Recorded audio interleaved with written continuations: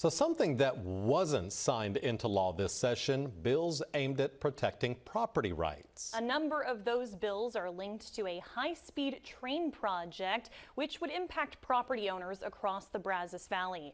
News 3's Donnie Tuggle spoke with a lawmaker today who has spoken out in opposition of the legislation. Donnie?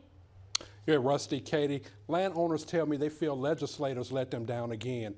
They say all they wanted was for companies to be more transparent about projects that impact communities. The sole lawmaker that derailed one bill in particular says it would have discouraged future investors from doing business in the state.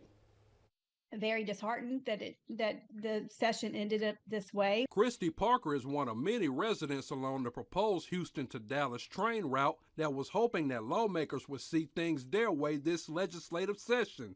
One bill in particular that residents were counting on was House Bill 2357, which called for rail operators to disclose their funding and financing methods for projects yearly. The bill simply is about transparency for the public.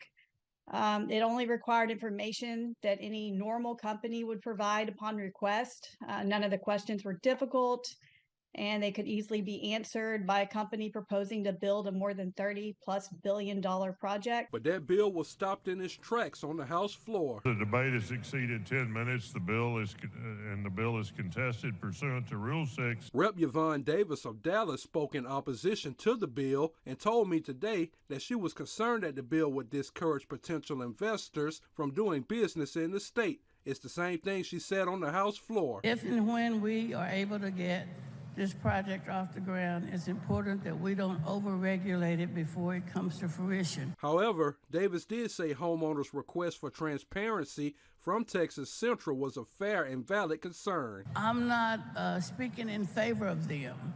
I'm speaking in favor of high-speed rail projects in general. But Parker says landowners vow not to give up their fight, not only for them, but for all Texans. We don't want anybody else to be in the same position where it could also occur to them when you have a company that has a non-viable project that can cause so much disruption to everyone.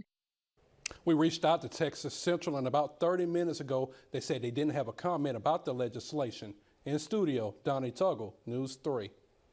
A Bryan man